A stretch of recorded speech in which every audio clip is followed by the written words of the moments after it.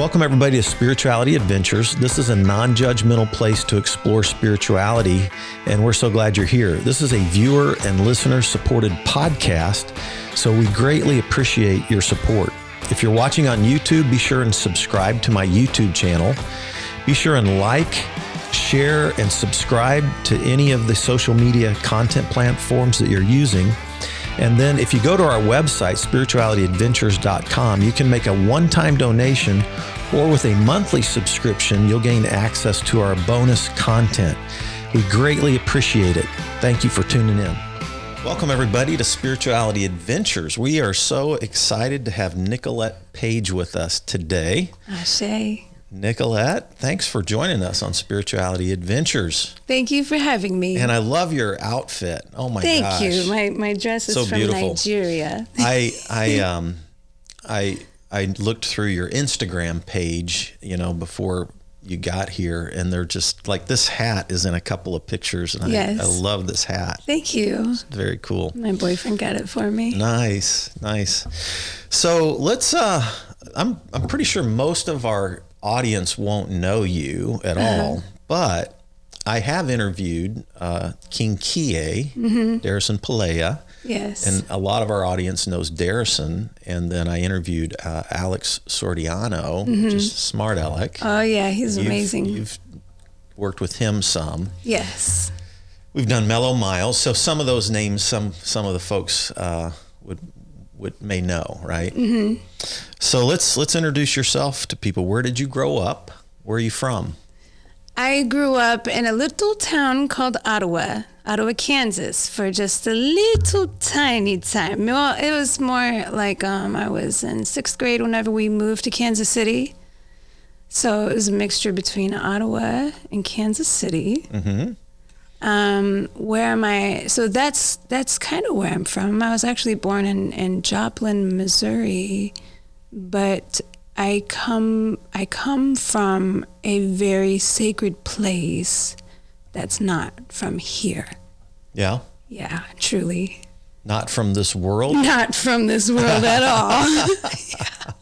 Yeah. Well, we can get into that here in a little bit. Yeah. Okay. And then where did you graduate from high school? It was called Piper High School. In Kansas. Mm-hmm. Piper, Kansas. Yeah, sure. So I did not like it. No? No. Why is that?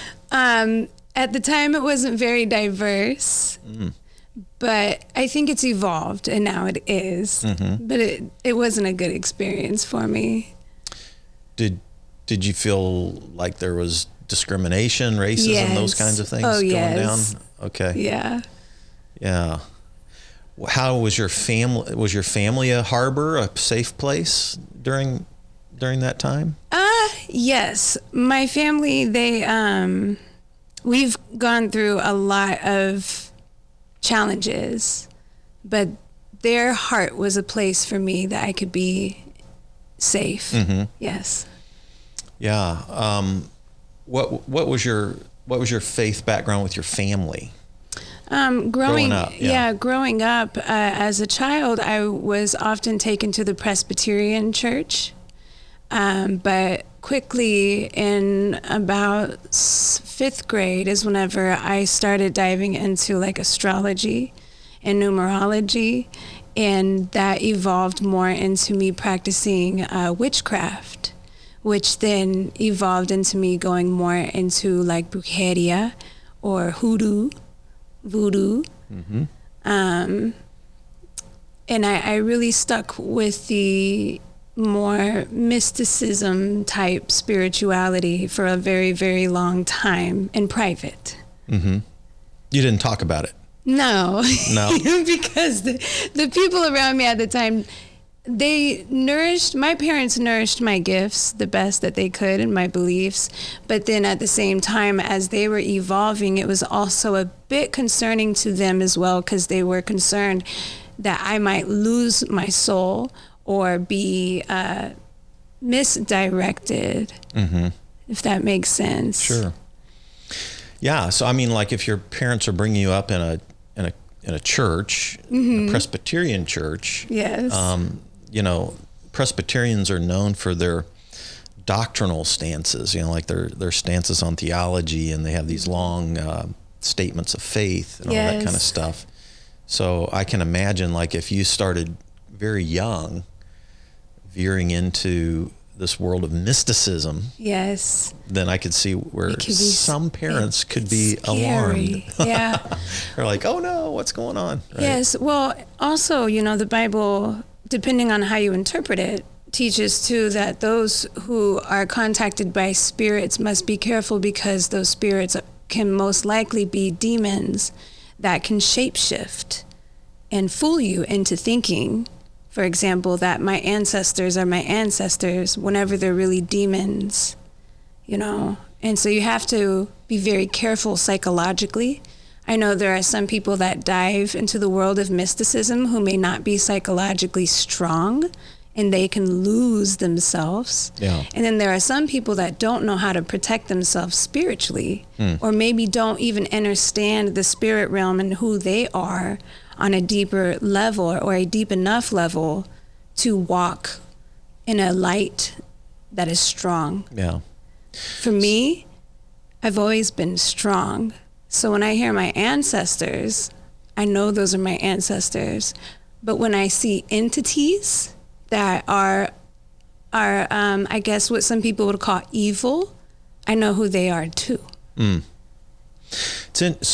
So you feel like that there is a dark side that you could slip into if you're if there's not a strong psychological foundation. Yeah, you have to be very careful, and you have to be very self-aware. You have to be strong in that. There's duality to everything. Yeah.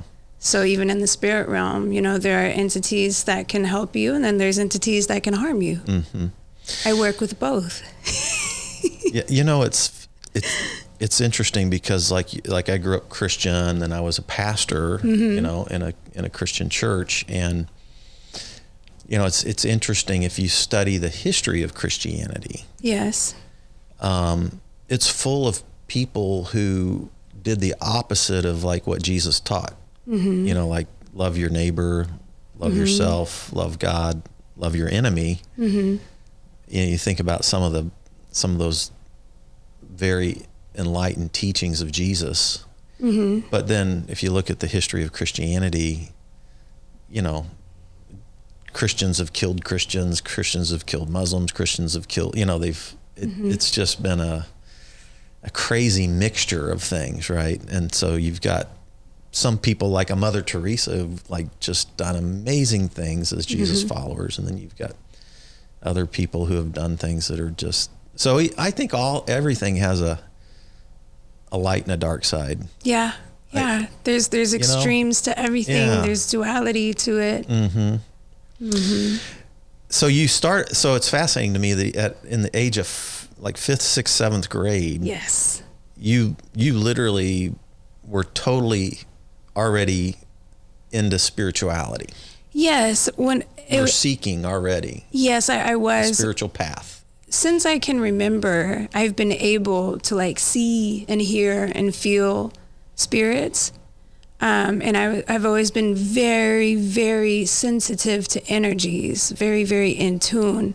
But it wasn't until about 5th grade that I did start seeking knowledge in books. I could start talking more about maybe the things that I was feeling and seeing. Mm-hmm. So you're a reader. What do you mean? Like, do you read book? You started reading, studying. Yes. like I'm a book. I'm into bikes and books. I say, like those are two of my intense hobbies. Oh, nice. I read a lot, and I'm a bicyclist. Like I pedal. Yes. So that's what I mean by a read. So you like to read? I love to read. Yeah. Mm-hmm. Cool. When I have time. Yeah. I have 4 children. Do you? Yes. What are their ages? You don't look old enough. Well, 2 of them are not my biological children, but I see them as my children anyway. I have a 15-year-old. Okay. I have a 13-year-old.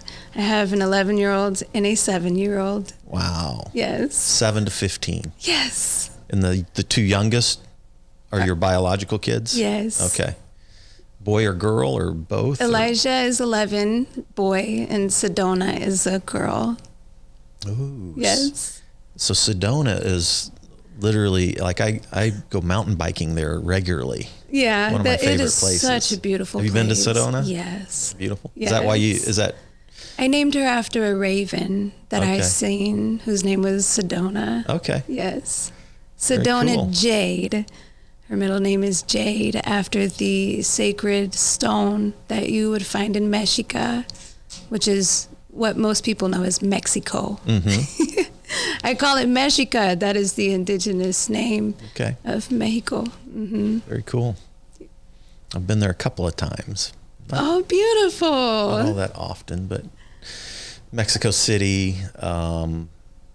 I've done some touring outside, been to like Teotihuacan and some of the, I don't know if you're familiar with some of those. Yes, anyway, I am. Yeah. Mm-hmm.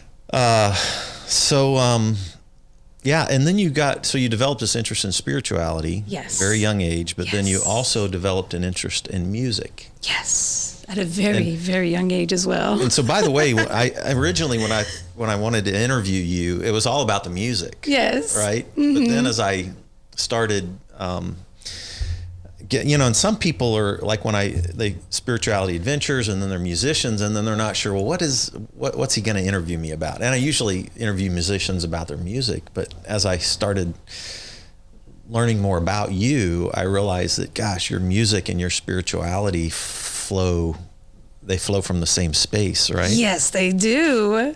Yes. So tell us about how did you get drawn to music, and how old were you when you first started? And was your family musical? My dad plays the drums, and he actually is a good singer. And we were raised in a very diverse home when it comes to music. My dad exposed me to many different types of music, but music was always my therapy. My mother always made sure that I had notebooks to write in. They put me in vocal lessons at a very young age, guitar lessons. I started off actually with piano lessons. Wow. Yes. I was in drum lessons. They invested a lot in my music career, but they also seen what music did to me. It made me happy. It helped me to express myself. It was my therapy. It was how I became free. So tell me, like, what were some of you said your dad introduced you to all kinds of music. What are some of the musical influences that you remember at a young age? John Prine. Okay. John Prine is a wonderful singer-songwriter, folk artist who also is an incredible storyteller. And we grew up on his music, which influenced the way that I wrote songs. It was, who else? I remember him singing Counting Crows songs. Mm-hmm. That was just more of like a fun thing. Right. My dad actually sounds like the lead singer whenever he sings. Really? Yes, he does. Remind me of that lead singer's name. I don't know his name, actually. I just have memories. I actually have a friend who's in California who's very good friends with the Counting Crows folks and that lead singer, but I'm blanking on his name. I can remember my friend's name, but Adam Garrett. There we go. Adam, yeah. I'm pretty sure that Chris Lazat, Matt, is friends with those guys, the Counting Crows. Yeah, Chris Lazat. Anyway, yeah. So I could be wrong about that, but I think that's right.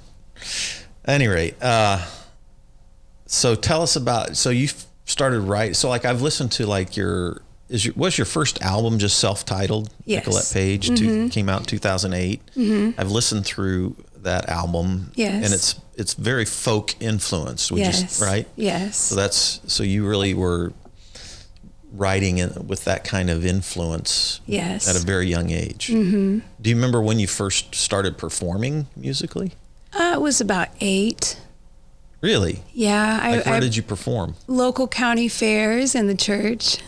So you started in the church? I did. County fairs. Yes. It's so fascinating how many people, whether it's hip hop or country or, you name it, so many people started in churches. Yes. for all the good and the bad of churches, like it's like, well, at least they were a birthing place for music, right? I was so bored singing in the church. I can't lie. I was so bored. Because you had to sing I had to sing like this. And I did not like it. But it is what I was taught to do. And at that time, I had to do what I was told. So I sang like this sometimes. Wow. And who was your vocal instructor? What were they teaching you a certain style of vocal? She was a classical teacher, and she did an amazing job, actually, despite the fact that I did not like to sing like this. But she was amazing, and she taught me some really great techniques. She really was able to get my voice to project and just sound super angelic. It was actually very beautiful. Yeah. How to use your voice, how to use my diaphragm. Yeah, all of that. Yeah, cool. So what did you do after high school? I transformed into a butterfly. There's a lot I did. I listened to one of your songs called Metamorphosis. Okay, so we're going to talk about what I did with my music after high school. I was about to say, because there's many things. Blend it all together, right? There is a song called Metamorphosis, and that one's not on an album yet, but that's one of my most favorite songs ever.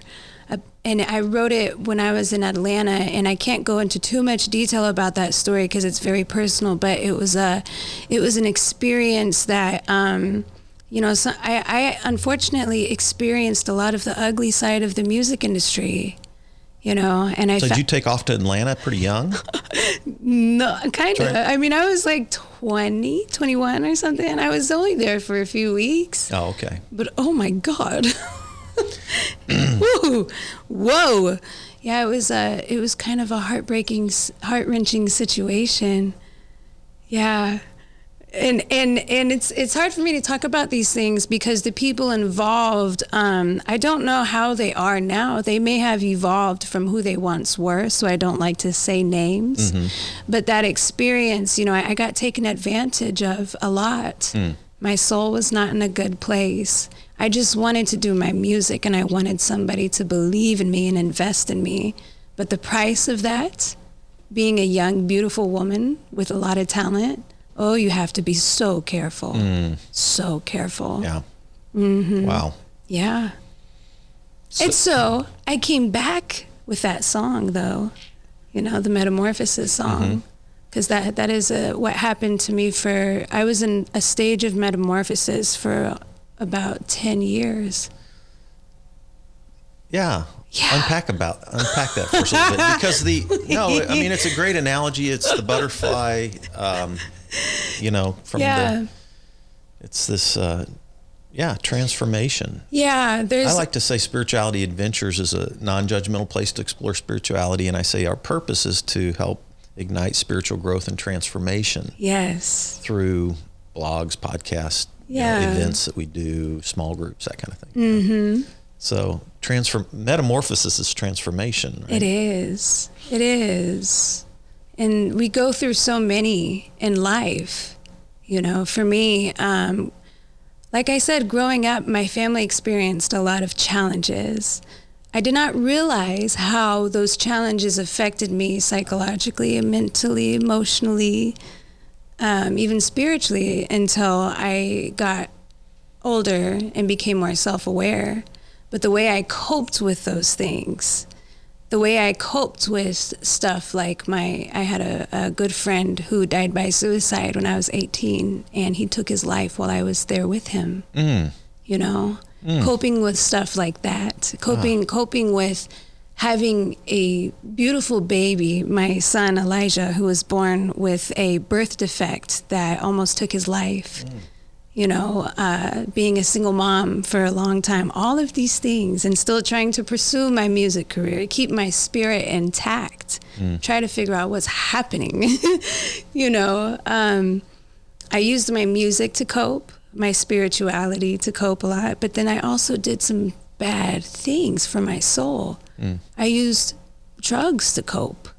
I made some very, very, very poor choices to get by in life. I've done some of that. Who has not made some poor choices? I've done some of that. Oh, but it taught me so much. Yeah. It taught me so much. I'm still learning. So. Aren't we all? Yeah. So let's dive into a little bit of the spirituality that you've gotten into. And like give us a little bit of like a 101 on your spiritual path. Okay. Help us understand it a little bit, right? Okay. So you go from Presbyterian church to witchcraft to brujeria and voodoo and Ifa. Yeah. And then some people are going, oh my God, you're talking to a witch, Yeah, right? That's actually a name that I was given at a young age. People would call me a witch. And I didn't like it for a long time because of the unwanted feelings that I got from others who were saying it to me like it was, you're bad. The many times people blamed their misfortunes on me because they thought I was a witch. Well, thank you for believing in me anyway. But truly, I am I'm a curandera. A curandera is somebody who uses their ability to heal, to help people heal psychologically, spiritually, mentally, emotionally, physically. I don't mind people calling me a bruja. Bruja is witch in Espanol. And the first word you used? Curandera. That means... Is that Spanish? Or sí, yes. Okay. That means healer. Okay. I don't mind bruja though, which it's still fun to me. Right. Right. But so when people ask me, who are you? I'm a Pan-African Indigenous woman. And so I'm very in tune with my Indigenous side, my Indigenous Mexica ancestors, my Indigenous African ancestors, my Indigenous Irish ancestors. I'm very in tune with them, and I use the medicine, the Indigenous medicine, like I said, the spiritual and the physical, to help people. Yeah, so explain to people what Pan-African, because that's a whole thought. Yeah. Right? Pan-African is the belief in the unification and liberation of the Black people, the diaspora. Yeah. I ran across this thought through my connection with Ethiopia and the Rastafarians, because that's a part of their platform of beliefs. Yes, is Pan-African. In fact, when I told you before the interview, I was in Ethiopia back in October, and Bob Marley's son Julian Marley was there. And I went to a concert there with some friends, and and that was one of the themes, was the Pan-African theme that was there. It was so fascinating. Yeah. Like just sitting there anyway. Yeah, that's beautiful. Yeah, it was really cool. Yeah. It was really cool. So they really believe that all African nations, which are so divided, right, need to unite. Yes. And that's a part of the liberation. Yes, and healing the wounds of the past and remembering the truth, the roots, the truth of the roots. Yeah. So how is the voodoo? Because that's an indigenous spirituality, right? Yes. And how? I'm curious, and this might be too broad of a question. It's okay. But I'm kind of curious how, did voodoo originate in Haiti? Or is it more from Africa? It evolved in Haiti. Voodoo did, but voodoo comes from Ifa. Ifa comes from Nigeria. Okay. Over in Africa. Okay. Yeah. From Nigeria, the Africans were taken to places like Haiti, which that evolved into Voodoo. The Americans call it voodoo. Voodoo is more of the westernized version of Vodun, which is actually from Haiti. Okay. Yeah. There's many variations. It all evolved. It's so different, right? And so so I think some of our audience would be more in tune with indigenous Native American spirituality. Yeah, they usually like to, and the Western culture embraces more of they like to use the Native American term. I like to say Indigenous or Aborigine, because they were not Americans. This was actually Turtle Island before it became America, But it seems to be a safer place for people because, unfortunately, Vodun and Voodoo, Hoodoo, Ifa got a very negative. The Western culture bastardized it and made it look like it was evil, and it's not. Yeah, I think some people like in America would be more in tune with the indigenous people here in Turtle Island than they would be with the indigenous religions that came from Nigeria or from Africa and then migrated, to because they think a lot of the time is scary. They are so scared. Yeah. It's more, and that comes from just lack of knowing. And that's why people really have to dive deep on their own into the truth of the roots and be mindful of the different truths that they learn, because there's many different truths out there. There's a truth out there that will tell you that voodoo is evil, but then there's also the truth out there that will tell you that voodoo is indigenous and it's for the liberation and purification of the people, the unification. It comes from a place of love, our morals and values. We are very big on family, on having high morals and values, treating people the way we want to be treated, tuning into Mother Earth and using her herbs for medicine and knowing how to honor that, knowing how to honor all people for who they are, not what they look like. But that's not talked about. It's usually in the movies in Hollywood. Voodoo is scary. We're casting evil spells on people. No, this is not true. Although some people do use that type of mysticism to try to harm others. That's not what we're about. Right. We're about tuning into ourselves and walking in the balance of love and helping others to do the same. Yeah, so what's the indigenous name from Nigeria? Ifa.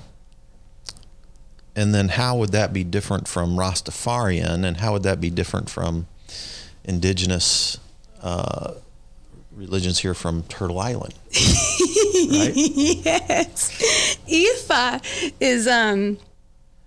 is very similar to voodoo, but in Ifa we worship the Orishas, which are like gods and goddesses. It's like we believe. I'm initiated into Ifa, so a lot of people think I'm initiated into voodoo. I practiced voodoo for a long time, and then I dove deep into where does voodoo come from, and that's where Ifa comes in. So we believe now. I'm initiated into Ifa, but I still have my own spirituality. I just want to put that out there. In Ifa, they believe in Olodumare, which is like the one God, right? And then God has all of these helpers who are the Orisha, like Yemoja, who is the mother that rules the oceans, and she's so powerful. She has that motherly, caring energy. And then we have like Oshun, who is a Orisha, who is full of sensuality, and she helps to bring money and luck and beauty to people. There's many Orishas. How that differs from Rastafari, they believe in the Bible. In Ifa, we don't follow the Bible. We follow the Odun system. The Odun system is a very advanced, the most advanced divination system that I've ever seen in my entire life. We use these cowrie shells, this thing called the opele, to cast and find out things about like your life path, your destiny, your ancestors. In Rastafari, like I said, they follow the Bible. Their truth of the Bible, which I love because Bob Marley would say that, there's so many people that misinterpret the Bible that say you have to die to go to heaven. But that's not true. That's not what the Bible says. The Bible says heaven is here. Right here. Heaven is here. It's a state of mind. You find it while you're alive, because life is the best gift that we can ever have. And that's one thing I love about Rastafari. I love that. Yeah. You find heaven here. It's interesting. Like Jesus even said, pray your kingdom come, your will be done on earth as it is in heaven. I always said, pray heaven on earth, or then like in your connections, it's right here. Like the kingdom's in you, right? Yeah. Or heaven's in you, yeah. that kind of an idea. Yeah. Yeah. Okay. Yeah. So in Ifa, the other thing too that I really love, we say ashe. A lot. Ashe is several things. Ashe. Blessing. It's kind of, ashe is like, it actually means, as it is spoken, so shall it be. Okay. But then it also represents the energy, the life force energy within us. Everybody has ashe. And the stronger your ashe is, the better your life will be. Well, how you make your ashe strong is by having integrity, by walking in the balance of love, by doing right by your brothers and sisters. Is ashe what kind of word is that? A Nigerian? Yoruba. That's the language it's from? Okay. There, in Hebrew, the word for blessing is asher, which when you said that, that's what clicked in my brain. That's the word for blessing in Hebrew is asher. Like when Jesus said the Beatitudes, blessed are those, the Hebrew word for blessing in that context would have been asher. Anyway, it's just isn't kind of interesting. Yes, the connections. Some words, so like in Ethiopia, the national language is Amharic, which is a Semitic language, which is the same family of languages that Hebrew and Arabic are in. Interesting. Now there's 80 tribal languages in Ethiopia, right? Do you know about Ge'ez? I don't know the tribal languages. Okay. I've gone over there and spoke where I get translated from English to Amharic to a tribal language, but I don't. I know Amharic a little bit, but not much. I'm working on a song right now that is in Ge'ez, which comes from Ethiopia. Yeah. I mean, I'm familiar with that term, right? Yeah. Mm-hmm. Yeah, that's cool. Yes. Yeah. Have you been to Ethiopia? Not yet. Oh, man. I know. When I was there, there's a very cool. So one of the founders of Ethio Jazz is still alive. Oh, wonderful! And he's been super influential. And there's a whole young crowd of Ethiopians now that are doing like sort of young Ethio Jazz, and they're blending the traditional tribal music with this Ethio Jazz. I've got some videos on my phone because I go to these. Like these little African huts, and then it's this whole cool, it almost feels like Greenwich Village in Ethiopia, like playing anyway, so much. I was doing so much music while I was over there. Oh, that's beautiful. What a gift. What a gift. Yeah. So, very cool. Well, so one of the things that you mentioned and that I found fascinating about your story was, so like I've been in a mindful meditation group for over a year, and there's a ton of science behind how important meditation, and one of the keys to meditation is self-awareness. Yes. And you talk about that a little bit, because you're really big on that idea of self-awareness. And one of your statements on your soul awakenings is, the magic is, how do you say it? The magic is the most powerful magic one can tap into is their own. Yes. And that has to connect to self-awareness some way, right? Talk about that a bit. So I just opened up a school. It's called the Soul Child Awakening School of Spiritual Science. The first class is all about self-awareness, because we have to be self-aware in order to understand just how truly powerful we are. But there's levels to it. You see, there's this thing called enlightenment that people talk about. And I guess there could be different versions of enlightenment or understandings of enlightenment, because there's understanding that when you reach enlightenment, it's kind of like this, and it's almost like you maybe not know it all, but come to a place of contentment of knowing that we don't really know much. That's really cool, actually. But I see it as enlightenment is the many walks of self-awareness, knowing who you are physically, mentally, emotionally, spiritually, and understanding the evolution of oneself, understanding how we have come to be who we are today, understanding that there are things that we can benefit from if we just let them go. And when I say that, I mean like conditionings that a lot of people have experienced over time, conditionings that have been passed down through family members, for example, that we learn in our home. There are a lot of things that in today's world, we are so divided because of those conditionings and our lack of awareness of them. And so we have to become aware, self-aware of what are those things. You know, what do we let go so we can make room for something better to come so that we can evolve, you know? Yeah, and trauma can shut us down, Yes. shut us off from ourselves.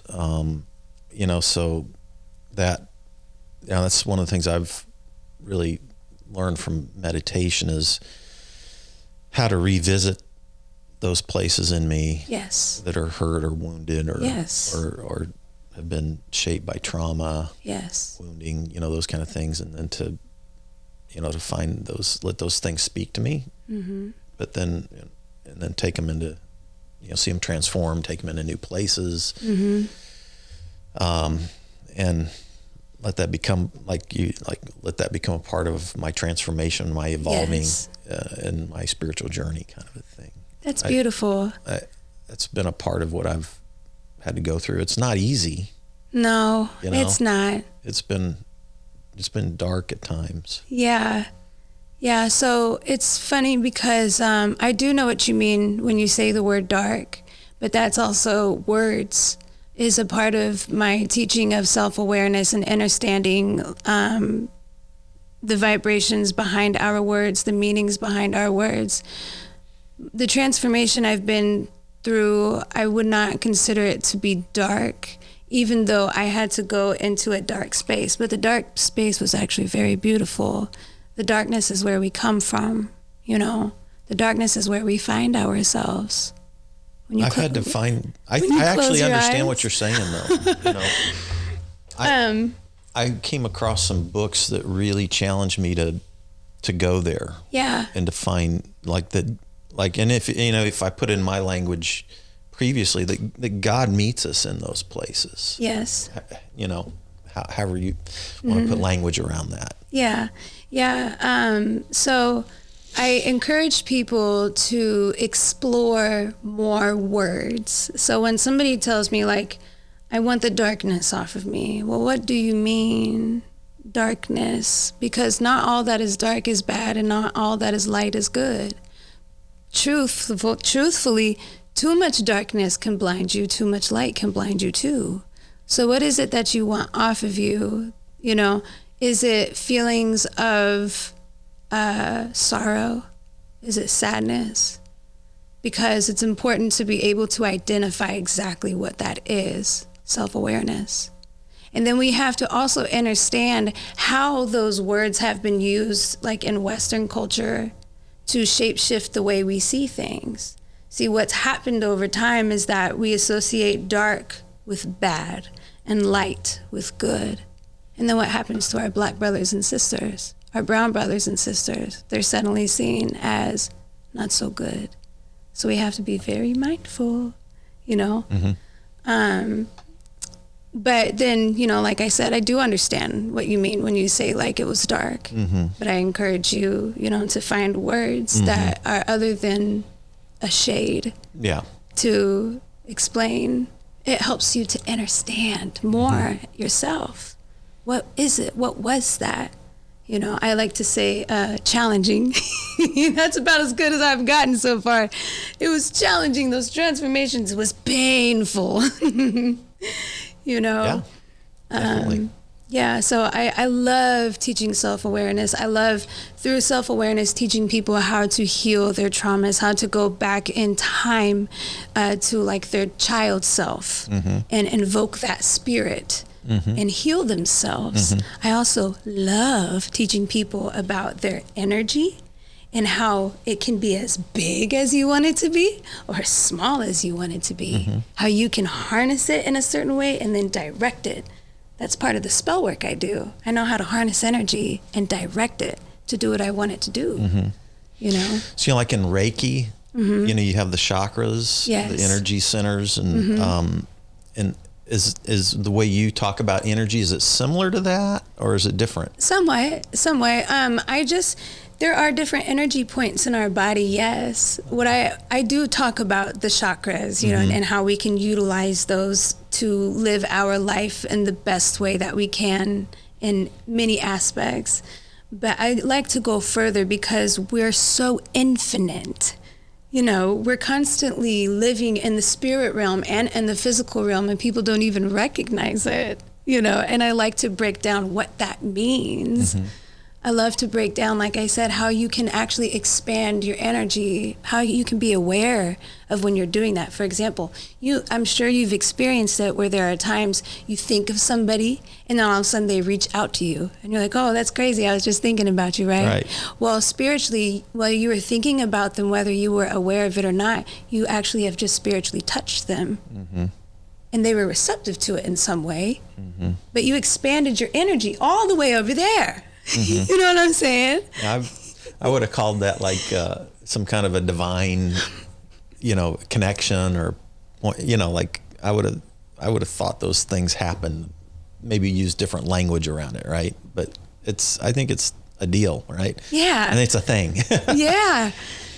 Gosh, we could talk forever about this stuff. Yes.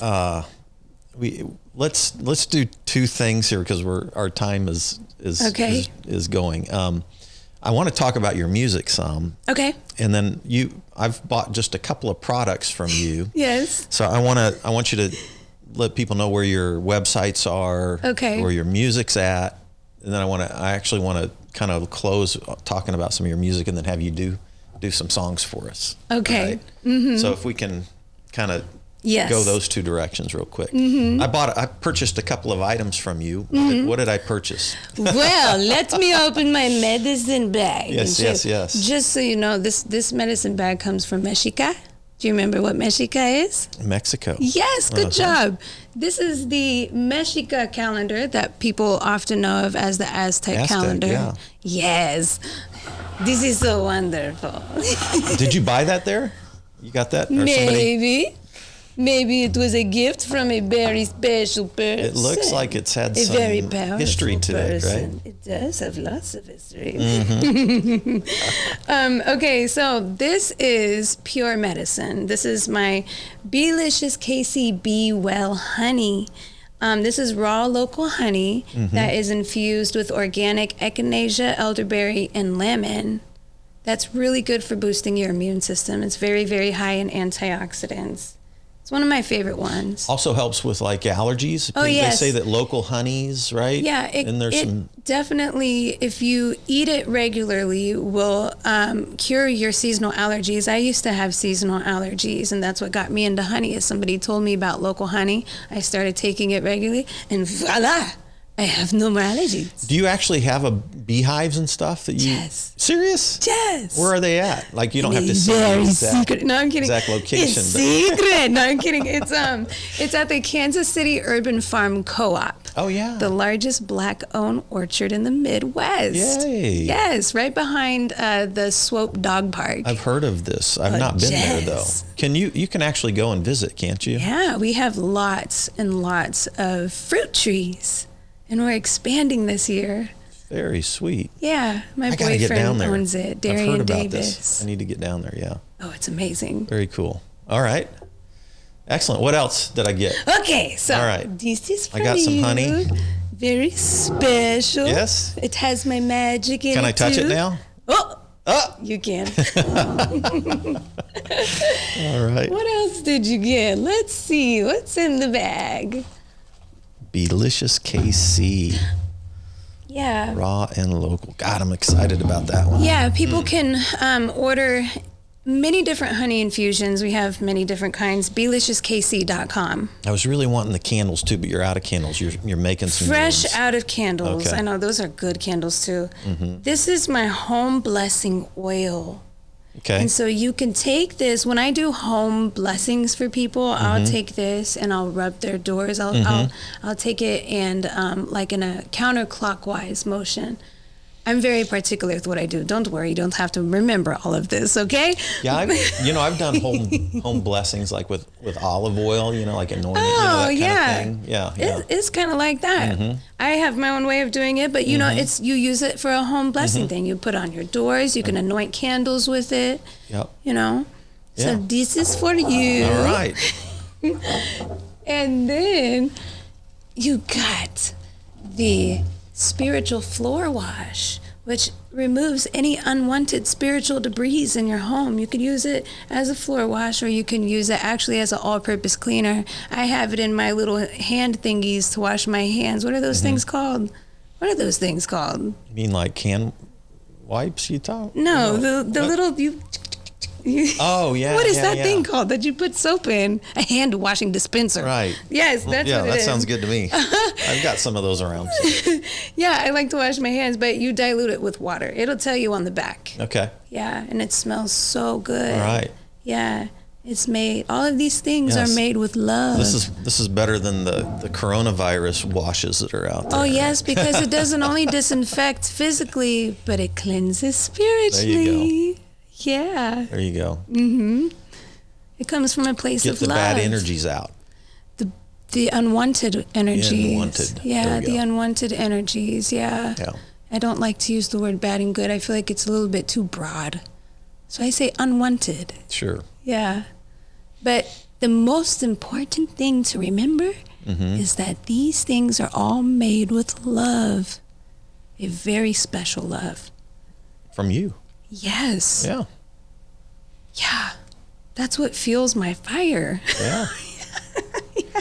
When I went through my unraveling. Ooh, good word. I felt so much shame. Oh, and I dang. really hated myself. Ooh, and I felt humiliated, right? And I literally felt like I was drowning in that shame. And what I found was that I started hanging out with people that heard what I went through, what I did, but loved me anyway. Yes. They loved me anyway. You're human. Right? Yeah. They just kept loving me. Yeah. Wow. And then seeing that love, sometimes when we don't feel it or believe it ourselves, when other people keep loving us through those times, we all of a sudden we open up to it again. We begin to forgive ourselves, love ourselves. We begin to, maybe the universe does love me. Maybe God loves me, Yeah. But I think it's so valuable that when people are in some of their difficult times, that there's some people around them that just keep loving them through it. So this is a cool way to love people through all kinds of situations. I love all people. That's one of the gifts I was given, is my ability to love unconditionally and deeply. I have a huge love for humanity. That's great. Yeah. Beautiful. Yes. I love that. Me too. Comes through in your music too, I think. Yes, it right? does. So let's talk about music. Yeah, it'll come through the album I'm working on now even more. It's going to be so beautiful. It's going to be a reggae album. Yeah, so you start, that's what I know, like in 2008 you came out with a self-titled album, Nicolette, Paige. It was a folk style album, beautiful. Thank you. 2012, your album, The Other Side, you were moving from folk into a little bit more reggae, right? Yes. And so that had a reggae feel. Some of the stuff that you've come out with just recently, like with Smart Alec, is rap, hip hop type stuff. Yes. So you have all these different types of music. Yes. You can go from folk to rap. Like you can. Yes, flow. I can. You Actually, I can. Come on now. Yes, I can flow. Yeah, fun. It is fun. It's all the different parts of me, and that's one thing I love about it is I'm super eclectic. You cannot put me in a box. Mm-hmm. I will pop out of the box. Yeah, so how do people find your music? How do people find what you're doing with... Soul Child Awakenings. Soulchildawakenings.com is where they will find everything there. If you just Google Nicolette Paige, 1 L 2 T's, Paige with an I, then you'll find my music on iTunes, Google Play. Well, I guess they don't have Google Play no more, but YouTube, iHeartRadio, Spotify, all of that. It's very easy to find me. Okay. And what's the long name that you have? Oh, yes. You seen this, didn't you? Yes. That is my spiritual name that was given to me in Ifa. Larada. I'll say it for you, and then you please. say it next, okay? Because I'll mess it up. Larada Didan Imoleina Aye Balewa. That means she whose healing shines light on the world. Okay. I was given that name when I became initiated into Ifa. Yeah. And what language is that? Yoruba. Okay. And I definitely need to shout out my Babalawo, Baba Shango. Hey, what's up? Mojuba, Ifa Orisha, Mojuba Ile Shango Ina. Be sure and share this with him. Yeah, Modupe. Him or her? Him. Okay. Him, yeah. Very cool. So, your music, your website, how about any live stuff that you're doing? And I know like you and Dom Chronicles have been doing some guided meditations. Yeah, and yes. you call that Grand Rising. Grand Rising. Yes. Okay. Many thanks to Dom Chron for starting that. He's such a beautiful Dom soul. Here in a few weeks. Yeah. That caught my attention was the meditation stuff that you guys were doing. Yeah. And then I have been performing this. I perform with this guy. He's so ugly and stupid, but I guess everybody loves him. They call him Pretty Ricky. I don't know. He's so stupid. No, I'm kidding. He's over there. There he is. He is my favorite guitarist in Kansas City. He's going to come join us here in just a second. Pretty Ricky is amazing. He's an OG in Kansas City, and we've been doing some really amazing live shows, and I've been performing a little bit with his band, New Common Ground, who are some amazing reggae musicians here in Kansas City. Oh, sweet. Yeah, we have some shows coming up. That'll be announced later. Okay, how will we stay in touch with that? You have to figure it out yourself. No, I'm kidding. Your Instagram is Nicolette Paige, yeah. Music, yeah. I announced. So you'll probably post it there. Yeah, okay. Social media, yeah. Mm-hmm. Very cool.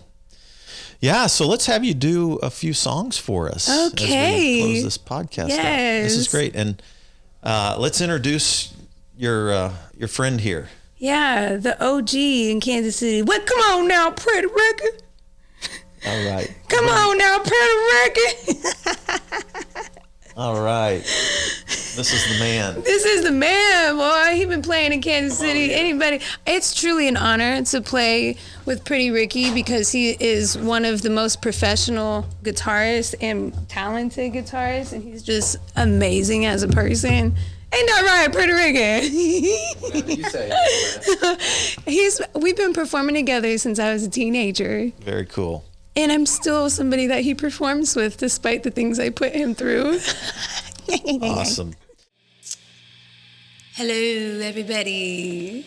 My name is Nicolette Paige. I'm a singer-songwriter from a whole nother world. And this is my amazing guitarist, Pretty Ricky Cole. And this first song is an original song called Vanishing Cars. It's about one of my first psychedelic experiences. It's on my second album. My second album is called The Other Side, which you can find available on all digital platforms. Yeah, it's one of my favorite songs. Here we go.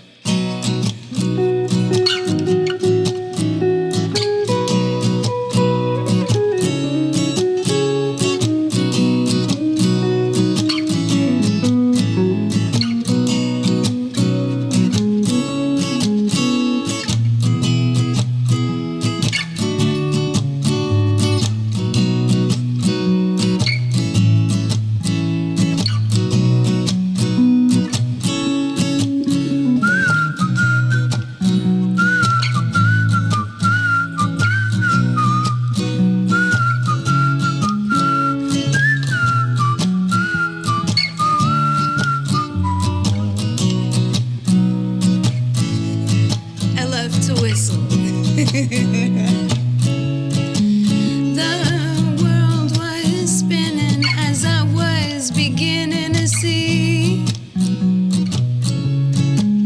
I looked up at the sky and fell right into the sea. Yeah, yeah, ooh, yeah. The trees were swaying like corals out of the sand. I was fishing for a good time while running on an endless land. Yeah, yeah.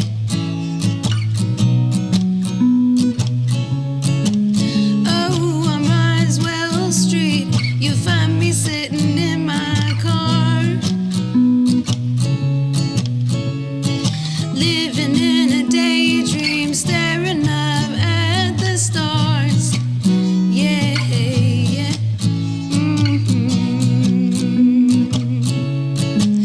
The road was twisting and turning before my eyes,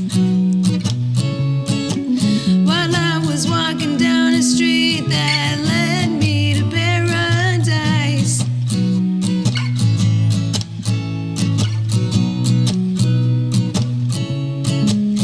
Oh, I found myself singing out to the moon. Yeah, yeah, yeah, yeah. La-di-da-di-da-da. Ooh, ooh, ooh, ooh, ooh. Yeah, yeah.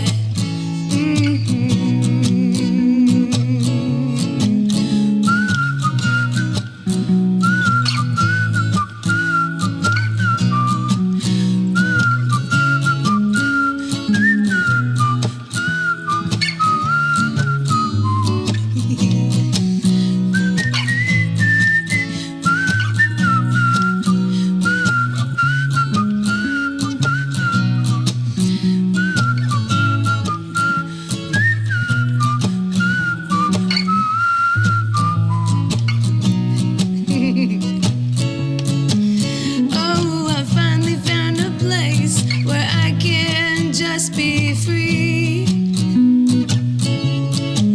No troubles in the world, 'cause there's nobody here but me. Me, yeah, me.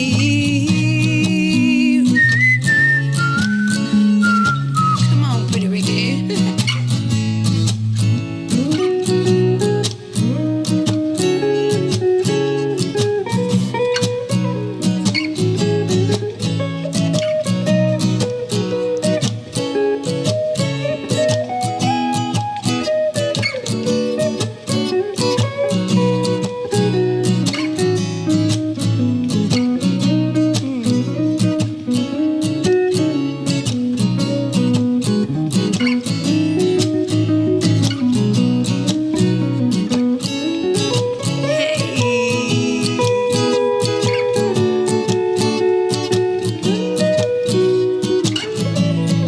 They're so pretty. Hey.